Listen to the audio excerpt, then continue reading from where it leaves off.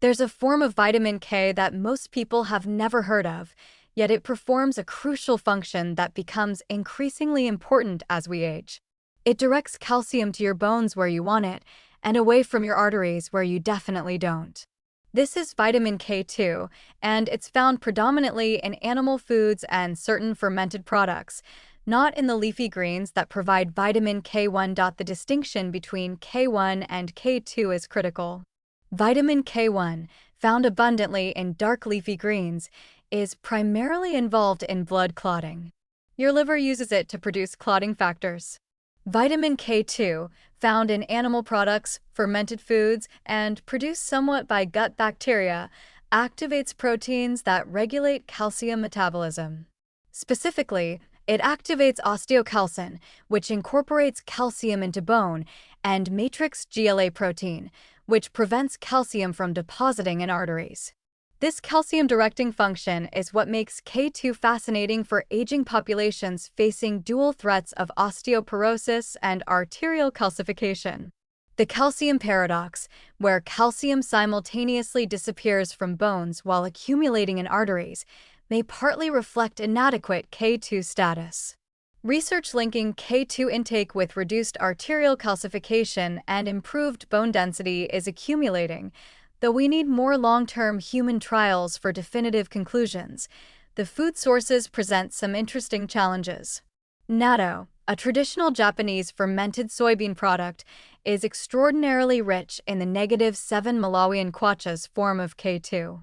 But natto is an acquired taste that most Westerners find unpalatable. Hard cheeses, particularly aged varieties like Gouda, provide meaningful -4 Malawian kwachas. Egg yolks from pasture-raised chickens contain some K2. Liver, particularly goose liver, is rich in K2. For most Americans, cheese and egg yolks are the most realistic regular dietary sources. Now here's something concerning for plant-based eaters. K2 is scarce in plant foods except for natto, and not everyone can or will eat natto regularly. Some K2 is produced by gut bacteria, but production varies dramatically between individuals and likely doesn't meet optimal needs for most people. This creates a situation where vegans avoiding all animal products and not consuming natto are likely K2 deficient unless supplementing. Supplementation is straightforward and appears quite safe. The -7 Malawian kwachas form, which is the type in natto and most supplements, has a longer half-life and potentially better effectiveness than -4 Malawian kwachas. Doses ranging from 90 to 180 micrograms daily are commonly used for bone and cardiovascular support. Higher doses used in some studies appear safe, but consult with your doctor if you're taking blood thinners, as vitamin K affects clotting. The synergy with vitamins D and A deserves mention. These fat-soluble vitamins work together in calcium metabolism. Vitamin D increases calcium absorption, but without adequate K2, that calcium might deposit inappropriately. Vitamin A is involved in bone remodeling processes. Taking high-dose vitamin D without K2 could theoretically worsen arterial calcification, though the evidence is debated. Still, it makes sense to ensure adequate K2 when supplementing with vitamin D. For older adults particularly concerned about osteoporosis or cardiovascular health, K2 supplementation represents a low-risk intervention with plausible mechanisms for benefit. The evidence isn't definitive enough for me to say it's essential for everyone, but it's certainly worth considering, especially if your diet is low in the key food sources.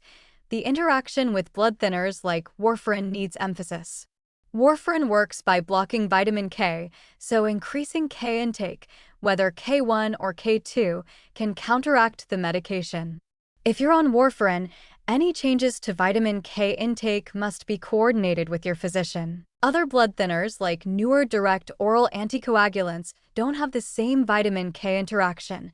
What I find promising about K2 is how it addresses a fundamental problem of aging, the misplacement of calcium. We desperately want calcium in our bones for strength and fracture prevention, and we desperately want to keep it out of our arteries to prevent atherosclerosis. K2 appears to help direct this appropriately. While we await more definitive long-term trials, ensuring adequate K2 through diet or supplementation seems like prudent insurance for aging populations.